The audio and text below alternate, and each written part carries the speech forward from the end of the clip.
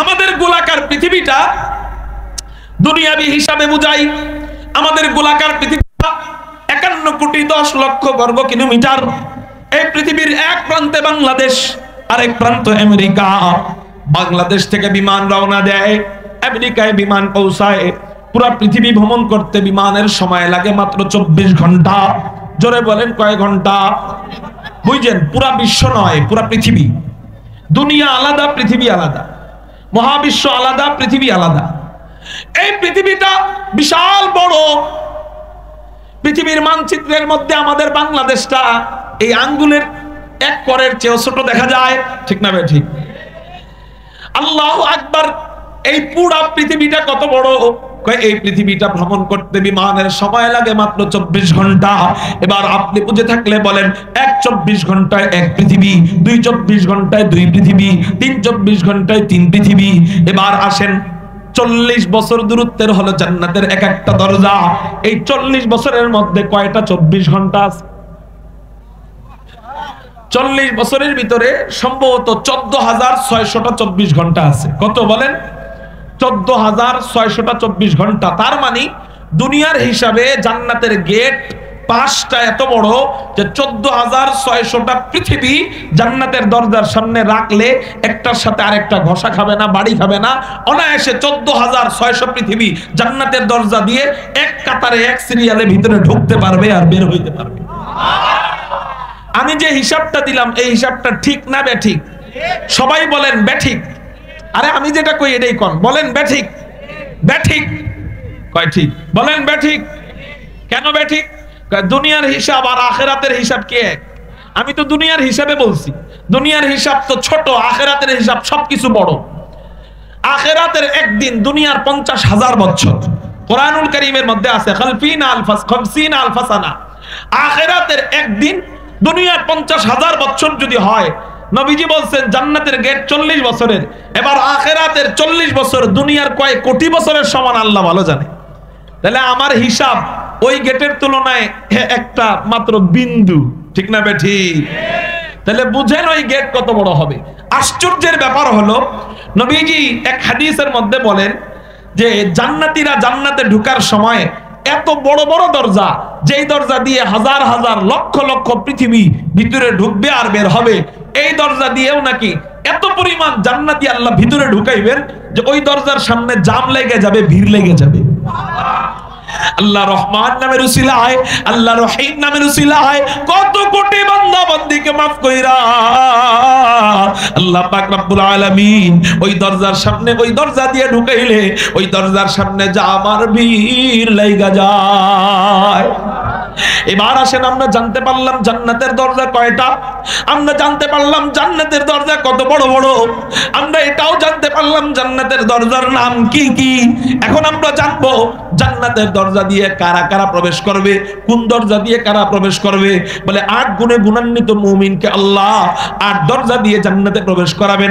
8 গুণে গুণান্বিত বান্দার জন্য 8টা আলাদা আলাদা দরজা। যেমন 1 নাম্বার দরজার নাম বাবুস সালাহ। বুখারী শরীফ কিতাবুস সাওমের ভিতরে এই দরজার নাম পাওয়া যায় বাবুস সালাহ। এই দরজা দিয়ে কারা জান্নাতে প্রবেশ করবে? হুজুর আকরাম সাল্লাল্লাহু আলাইহি ওয়াসাল্লাম জানায় দেয়, যে সমস্ত বান্দারা, যে সমস্ত বান্দীরা নামাজকে বড় মহব্বত করবে, নামাজকে বড় ভালোবাসবে, আল্লাহ পাক রব্বুল আলামিন ওই বান্দা বান্দীদের জন্য 1 নাম্বার যেই দরজাটা রাখা দিবেন, ওই দরজার নাম বাবুস সালাহ। যারা নামাজ পড়বে, সন্তানদেরকে নামাজের তালিম দিবে, বিবিদেরকে নামাজের তালিম দিবে, ঘরকে নামাজের পরিবেশ করবে, এলাকাবাসী কেমনে নামাজি হয় ওটা নিয়ে ফিকির করবে, আল্লাহ পাক রব্বুল আলামিন তাদেরকে বাবুস সালাহ নামক দরজা দিয়ে জান্নাতে প্রবেশ করাবে। মুহতারাম হাজিরিন, অথচ আমাদের আমলের ক্ষেত্রে সবচেয়ে বড় গাফলতি আমরা নামাজের প্রতি, ঠিক না বেঠিক? হুজুর ওয়াজ করেন সারা রাত ওয়াজ শুনবো, অসুবিধা নাই, কিন্তু ফজরের নামাজ পড়তে রাজি নয়, ঠিক না বেঠিক? হযরত আমার বছরে যাকাত আসে, যাকাত আমি দেই। হযরত রমজানে 30টা রোজা আলহামদুলিল্লাহ রাখি, কিন্তু নামাজ পড়নি, কয় না হুজুর ফজরের সময় পড়তে পারি না, হযরত ইশারের নামাজ পড়তে পারি না, হযরত জোহরের নামাজ পড়তে পারি না। অথচ ইসলামের ভিতরে নামাজ এমন গুরুত্বপূর্ণ একটা ইবাদত। ইসলামে যত আমল আছে, যত ইবাদত আছে, এই সমস্ত ইবাদতের মূল ভিত্তি, ইসলামের মূল ভিত্তি কয়টা জানেন তো আপনারা? জোরে বলেন কয়টা? পাঁচটা। বুনিয়াল ইসলামু আলা খামস, বুখারী শরীফের হাদিস, বুনিয়াল ইসলামু আলা খামস। আমরা পাঁচটা বিষয় সম্পর্কে জানি, তারপরেও একটু নতুন ভাবে জানবো, একটু অন্যভাবে জানবো। জানা বিষয়ে আবার দ্বিতীয়বার জানলে নতুন কিছু পাওয়া যেতে পারে। মুহতারাম হাজিরিন, নবীজি বুখারী শরীফের মধ্যে বলেন, বুনিয়াল ইসলামু আলা খামস, শাহাদাতি আল্লাহ ইলাহা ইল্লাল্লাহ ওয়া আন্না মুহাম্মাদার রাসূলুল্লাহ ওয়া ইকামিস সালাহ ওয়া ইতাইজ যাকাহ ওয়াল হজ্জি ওয়া সাওমি রমাদান। হুজুর আকরাম সাল্লাল্লাহু আলাইহি ওয়াসাল্লাম বলেন, ইসলামের মূল ভিত্তি পাঁচটা, বুনিয়াদ পাঁচটা। এক নাম্বার ঈমান, আল্লাহ এবং তার রাসূলের উপর ঈমান আনা। দুই নাম্বার নামাজ, তিন নাম্বার যাকাত, চার নাম্বার হজ, পাঁচ নাম্বার রোজা। এতটুকু পর্যন্ত আমরা সবাই জানি। কিন্তু আমরা যেই নতুন জিনিসটা এখানে জানবো সেটা হলো, এই পাঁচটা মূল ভিত্তির ভিতরে চারটা মূল ভিত্তি আল্লাহ ওহীর মাধ্যমে নাজিল করেছেন। কিন্তু একটা ইবাদত, একটা মাত্র মূল ভিত্তি আল্লাহ ওহীর মাধ্যমে নাজিল করে নাই। এই মূল ভিত্তি আল্লাহ ডাইরেক্ট দিয়েছে, ডাইরেক্ট। সুবহানাল্লাহ বলেন। যেমন ঈমান, ঈমান আল্লাহ ডাইরেক্ট দেন নাই, ওহীর মাধ্যমে নাজিল করেছেন। কুরআনুল কারীমের আয়াত, আমিনু কামা আমানান নাস ইন্নাল্লাযীনা আমানু ওয়া আমিলুস সালিহাতি কানাত লাহুম জান্নাতুল ফিরদাউসি নুজুলা আল্লাযীনা আমানু ওয়া আমিলুস সালিহাত ওয়া লা তাহিনু ওয়া লা তাহজানু ওয়া আনতুমুল আ'লাউনা ইন কুনতুম মুমিনিন।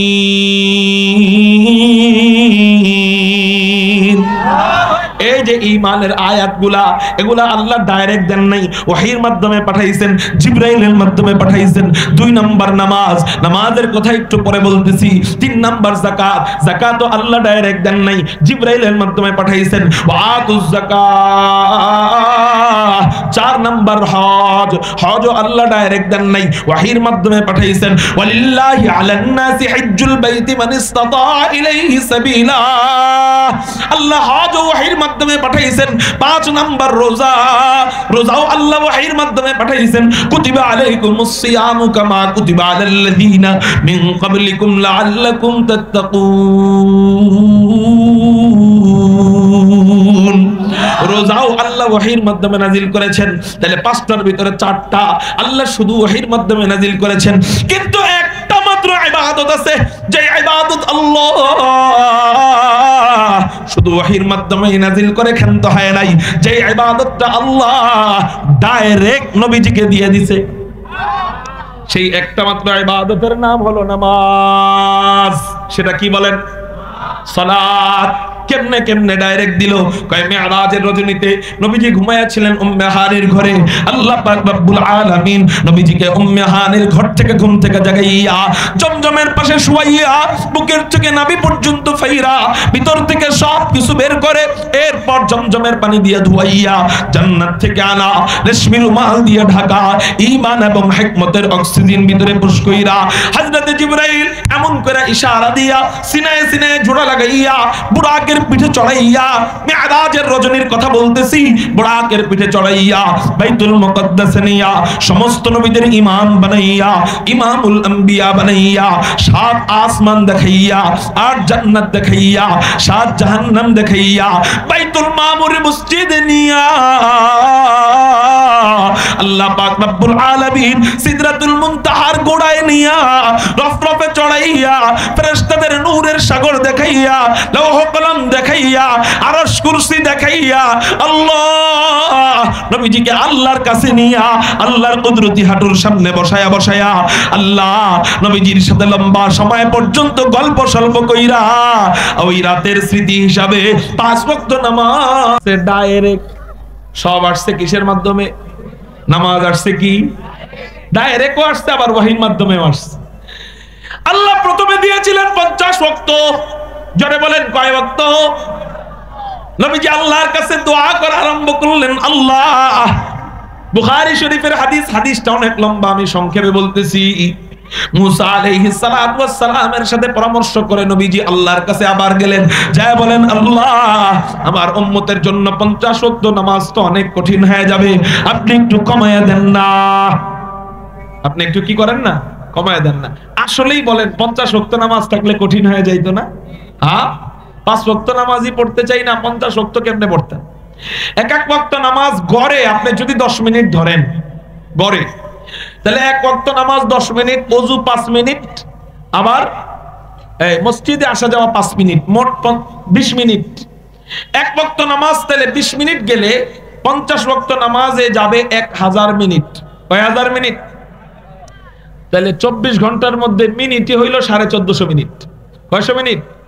24 ঘন্টার মধ্যে 1450 থেকে 1500 মিনিটের মধ্যে যদি আমার 3 ভাগের 2 ভাগ সময় নামাজেই চলে যায়, সারা দিন রাতের 3 ভাগের 1 ভাগ বাকি থাকে, ওই 1 ভাগে আমি ঘুমাবো কখন, খাবো কখন, টয়লেট করব কখন, ব্যবসা করব কখন, বাণিজ্য করব কখন, সফর করব কখন, দাওয়াত দিব কখন, মানুষের বাড়িতে, আত্মীয়র বাড়িতে যাব কিভাবে, হ্যাঁ, বন্ধু বান্ধবকে সময় দিব কখন, পড়ালেখা করব কখন, সব তো নামাজ পড়তে পড়তে চলে যেত। ঠিক না ভাই? ঠিক। কঠিন হয়ে যেত। এতটুক মনে রাখেন যে 50 ওয়াক্ত নামাজ পড়তে কয় মিনিট লাগে? 1000 মিনিট। কয় মিনিট? কমটা ধরলাম, কম, 1000 মিনিট। মুহতারাম হাজিরিন, নবীজি আল্লাহকে বললেন, আল্লাহ, আমার উম্মতের জন্য আপনি একটু নামাজটা কমায়া দেন না। আল্লাহ পাক রব্বুল আলামিন 5 ওয়াক্ত কমায়া দিলেন। নবীজি আবারও দোয়া করলেন, আল্লাহ আবারও 5 ওয়াক্ত কমায়া দিলেন। এখানে একটা প্রশ্ন জাগতে পারে, কেন আল্লাহর কি তার উম্মতের জন্য, আল্লাহ কি তার বান্দার জন্য দয়া নাই? আল্লাহ কি রহমান নয়? আল্লাহ কি রহিম নয়? তার বান্দার প্রতি আল্লাহর কি এই ফিকির নাই যে আমার বান্দারা 50 ওয়াক্ত পারবে না? এই ফিকির কি আল্লাহর নাই? নবীজি দোয়া করলো, এরপর আল্লাহ কমায়। কারণ কি? দোয়া করার আগে আল্লাহ পাক এমনি কমায় দিতে পারলো না? প্রশ্ন জাগতে পারে। এই প্রশ্নের অনেক উত্তর। 1 নাম্বার উত্তর, একটা উত্তর আমি দেই, সেটা হলো, আল্লাহ কোনো ভালো কিছু দিতে গেলে আল্লাহ চান যে তার বান্দারা এই ভালো কিছুটা পাওয়ার আগে, এই ভালো কিছুর জন্য দোয়া করুক আগে, এরপরে আল্লাহ পাক দান করেন। আল্লাহকে আমাদেরকে চাইলে পারতেন না আব্বাজান আদমের সাথে ওই সময় জান্নাতে রেখে দিতে? দুনিয়াতে পাঠানোর কোনো প্রয়োজন ছিল? কিন্তু আল্লাহর এটা ভালো লাগে যে তার বান্দা তার কাছে জান্নাত চাইবে, এরপর জান্নাত দিবে। আবার ওই সময় থেকেই যদি জান্নাতে থাকতাম, তাহলে জান্নাতের নেয়ামতের মজা আমরা বুঝতাম না। এজন্য দুঃখের জায়গা, পরীক্ষার জায়গা জমিনে আল্লাহ পাঠাইছে, এজন্য জান্নাতের মজা আমরা এখন বুঝবো। না, শুরুর থেকেই যদি জান্নাতে থাকতাম, তাহলে মনে করতাম সবকিছু মনে হয় এমনই। ঠিক না ভাই? ঠিক। সবকিছু মনে হয় এমনই, পুরো দুনিয়াটা মনে হয় এরকমই। এই জন্য আল্লাহ আমাদেরকে এই জায়গায় পাঠাইছে, আমরা জান্নাত চাইবো, এরপর আল্লাহ দিবেন। তা আল্লাহ আমাদের মাকসাদ, আল্লাহর মাকসাদ হলো জান্নাত দেওয়া, কিন্তু আল্লাহ পাঠাইছেন বান্দা এই দামি জিনিসটা একটু চাইলে আমি খুশি হই। দোয়া কর, উদউনি আস্তাজিব লাকুম। আমার মালিক কেমন মালিক? সব মালিকের কাছে চাইলে বেজার হয়, সব মালিকের কাছে চাইলে বেজার হয়, কিন্তু আমার মালিক কেমন রহমান, আমার মালিক কেমন রহিম, বলে আল্লাহর কাছে চাইলে কোনো বেজার হয় না। বরং আল্লাহ এমন সিস্টেম কইরা দেয়, কয় বান্দা তুই চাইলে আমি আল্লাহ খুশি হয়ে দিব। তো আল্লাহ চাইছে এই মেরাজের রজনীতে নবীজি যেন আল্লাহর কাছে কমানোর দোয়া করে, বলে দোয়া করলে আল্লাহ কমাবে। না, তা না হইলে 50 থেকে ডাইরেক্ট পাস করতে পারতো, 50 থেকে ডাইরেক্ট পাস করে না, 50 থেকে 45। এরপর নবীজি আবারও দোয়া করে, আল্লাহ এটাও আমার উম্মতের জন্য কষ্ট হয়ে যাবে, আল্লাহ আর একটু কমায় দেন না। আল্লাহ বলেন যাও 40 করে দিলাম। নবীজি বলেন আল্লাহ আরো কমান, আরো কমানো হলো, 35 আসলো, 30 আসলো, 25 আসলো, 20 আসলো। এই করতে করতে সর্বশেষ 5 ওয়াক্ত নামাজে যখন আইসা যায়, নবীজি এবার 5 ওয়াক্ত নামাজ নিয়ে যখন রওনা দিয়ে দিবে, আল্লাহ পাক নবীজির চেহারা মোবারকের উপর তাকায়া বুঝতে পারলেন যে 5 ওয়াক্ত নামাজ করার পর আমার রাসূলকে যতটা খুশি আমি দেখতে চাইছি, দেখতেছি, এখন কেন যেন ততটা খুশি দেখতেছি না। আল্লাহ রাসূলকে জিজ্ঞাসা করলেন, রাসূল এতটা খুশি তোমাকে দেখতেছি না, তুমি যেমনে দোয়া করলা আমি আল্লাহ তোমার দোয়া অমনি কবুল করলাম। কমাইতে বললা, যেমনে কমাইতে বললা অমনে কমাইলাম, যা যা দোয়া করলা তাই তাই কবুল করলাম। আজকের রজনী ইশকের রজনী, মুহাব্বতের রজনী, এই রজনীতে কোনো কিছুই অপূর্ণ রাখা হয় নাই। ওয়ালা সাউফা ইউতিকা রাব্বুকা ফাতারদা, এত পরিমাণ আমি আল্লাহ তোমাকে দিচ্ছি যে তুমি খুশি হয়ে যাইবা। কিন্তু রাসূল তোমার চেহারাটা একটু বেজার দেখা যায় কেন? 5 ওয়াক্তে কমায় নিয়ে আসলাম, তোমার চেহারার মধ্যে হাসি থাকার কথা ছিল, কিন্তু তোমার চেহারাটা বেজার কেন?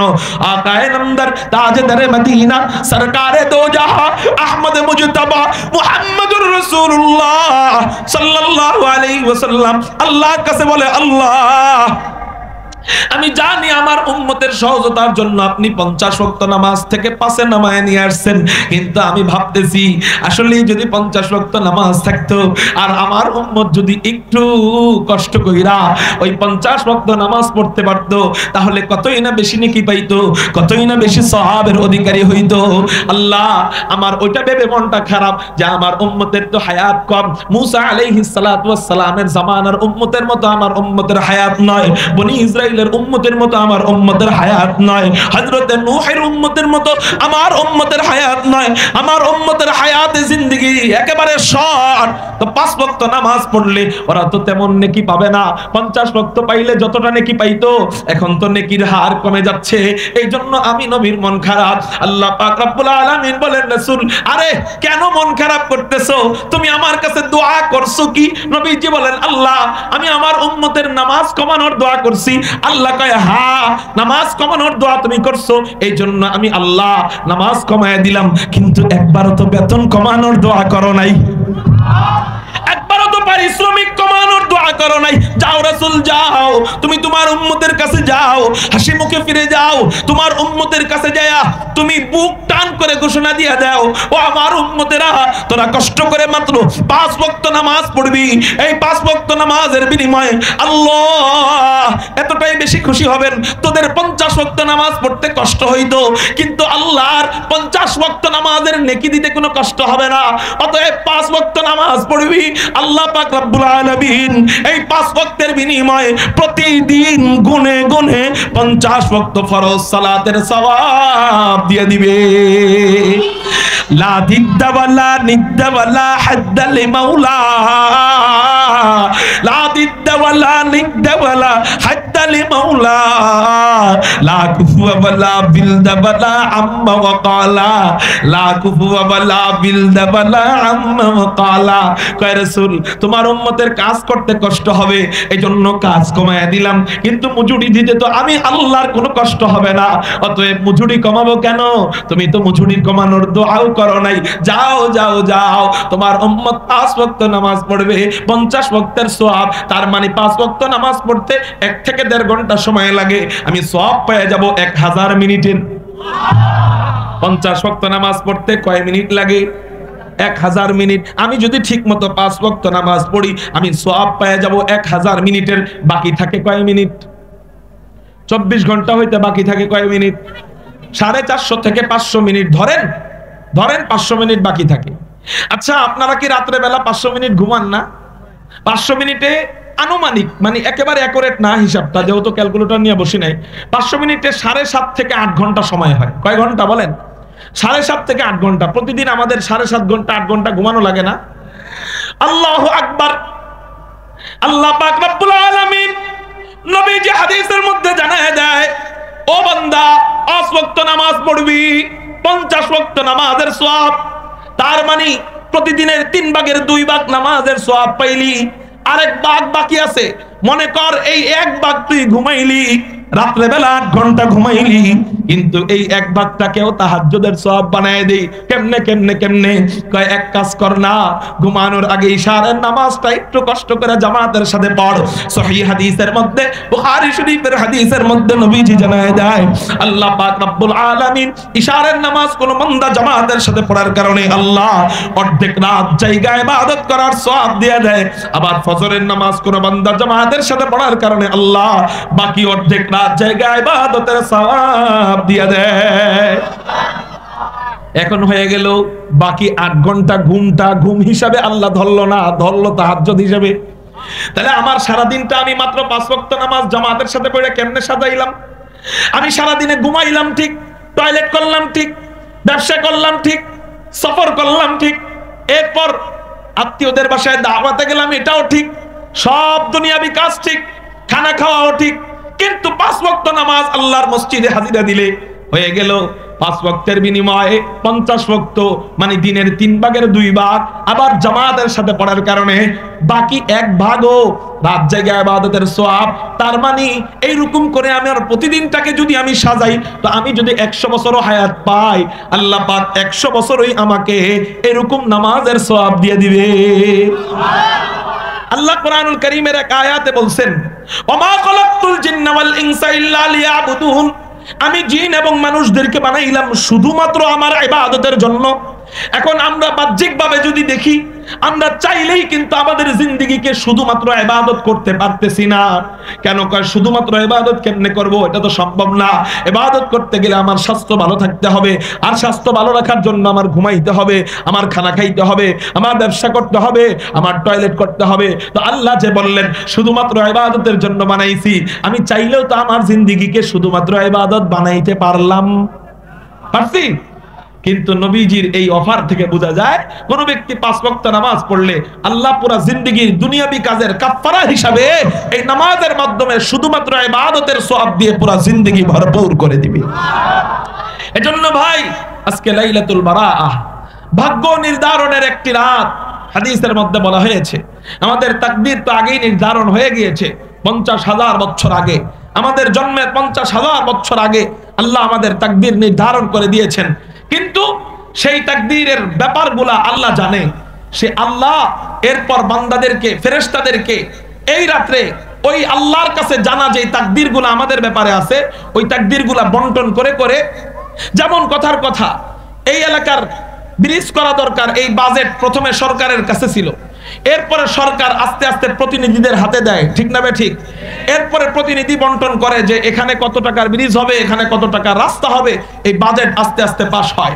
মুহতারাম হাজিরিন, আমাদের তাকদীরের বাজেটটা আল্লাহ আগেই পাস করে রাখছে, কিন্তু ওইটা এই রজনীতে আল্লাহ পাক ফেরেশতাদের হাতে বন্টন করে।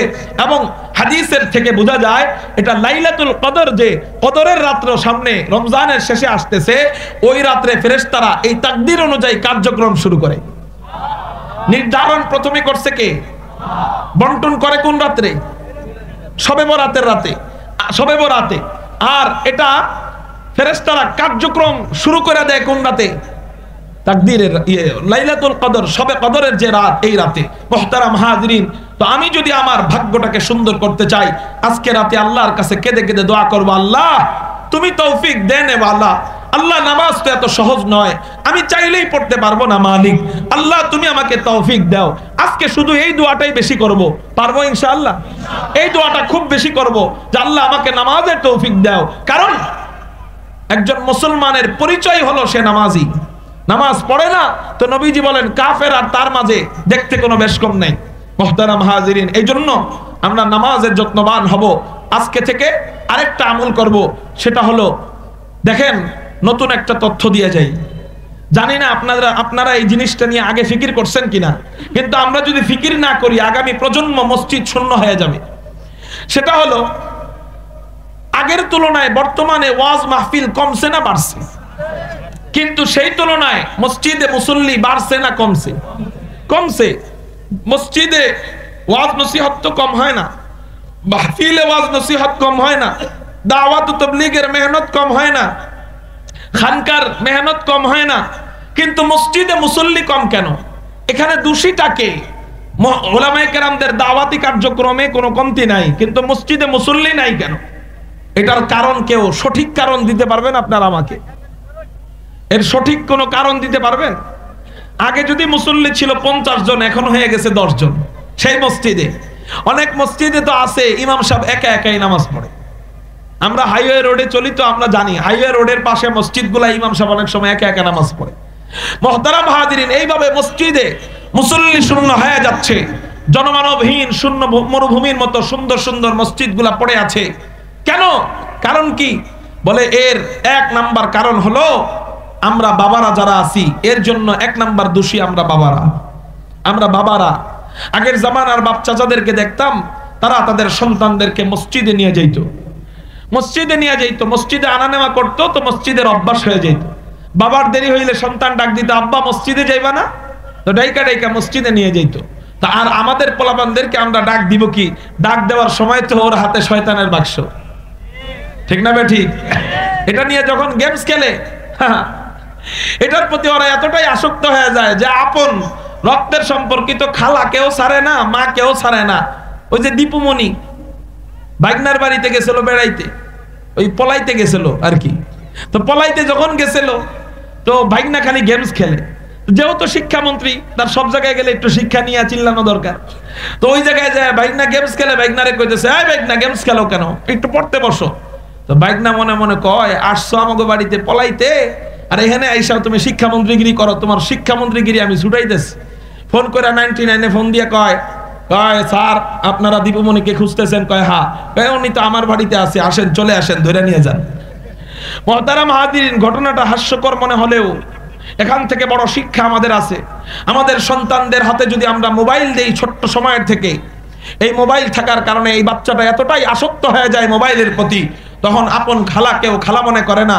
আরে আমরা তো আমাদের খালাদের জন্য জীবন দিতে প্রস্তুত হয়ে যাই, কারণ মায়ের পরেই আমরা খালাকে স্থান দিই।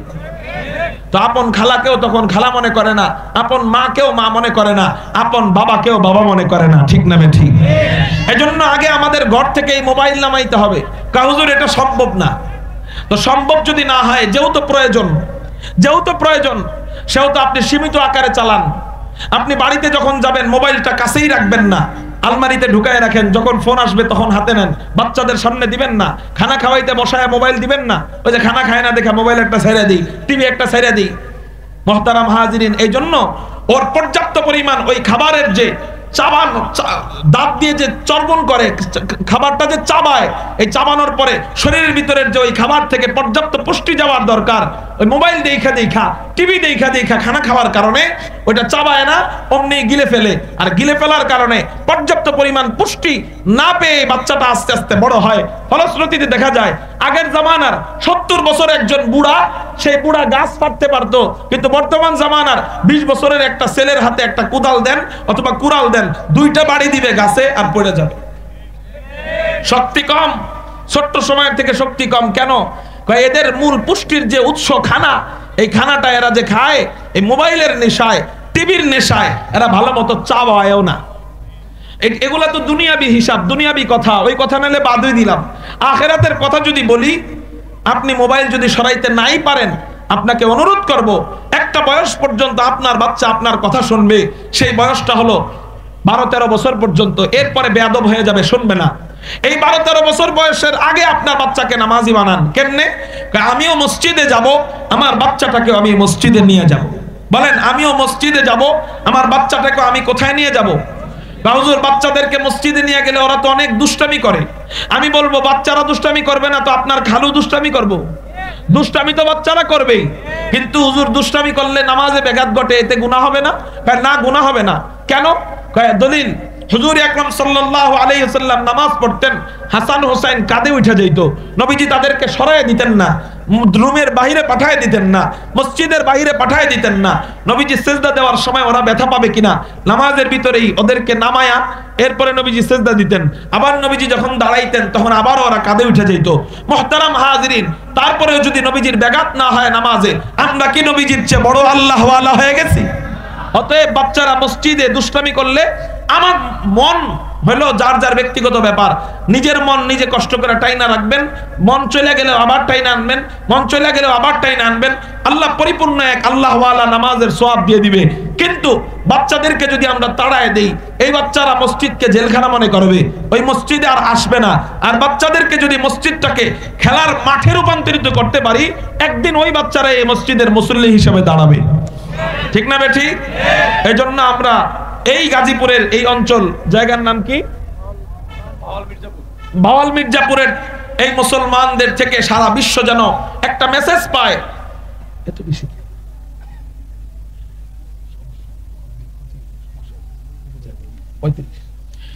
মুহতারাম হাজিরিন, আমরা সারা বিশ্বকে একটা মেসেজ দিয়ে দিব যে আমাদের এই এলাকায় মুসল্লি যদি হয় 10 জন, আমরা বাচ্চা নিব 10 জন।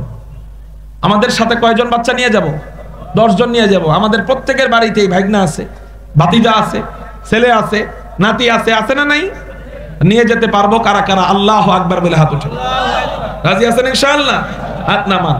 এই বয়সে যদি না নেন, আর জীবনে বড় হওয়ার পরেও নামাজি ওরে বানাইতে পারবেন না। আল্লাহ হেদায়েত দিলে আলাদা কথা, কিন্তু নামাজের অভ্যাস হইতে ও নিজেরও ওর জন্য কঠিন হয়ে যাবে। কারণ সারা পাখি খাঁচায় থাকতে চায় না, ছোট পাখি খাঁচায় রাখবেন, ও বড় হবে ওই খাঁচাকে বাড়ি মনে করবে। এজন্য বাচ্চাকে মসজিদকে বাড়ির মতো করে আপনি বানায় ফেলেন, ছোট্ট সময় থেকে ওদেরকে নিয়ে যান। আল্লাহ আমাদেরকে বুঝা তৌফিক দান করুক, বলি আমিন। মুহতারাম হাজিরিন।